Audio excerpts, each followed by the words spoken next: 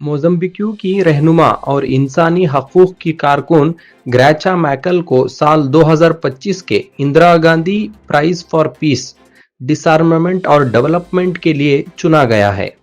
जम्मू व कश्मीर के जिला दोडा में खन्नी टॉप के मुकाम पर फौज की एक बुलेट प्रूफ गाड़ी गहरी खाई में जा गिरी। इस अफसोसनाक हादसे में 10 फौजी जवान अपनी जान से हाथ धो बैठे, जबकि कई जख्मी हैं। सुप्रीम कोर्ट का भोजशाला में बसंत पंचमी पर पूजा और नमाज का हुक्म।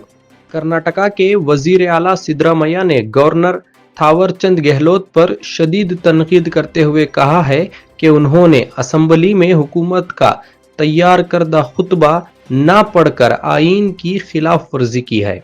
तमिलनाडु के गवर्नर आर्यन रवि ने असेंबली के मुश्तरका इजलास के दौरान हुकूमत के खुतबे को मुकम्मल पढ़ने के बजाय बीच में ही छोड़ दिया और कौमी तराने की बेहुरमती के इल्जाम लगाते हुए बाहर निकल गए।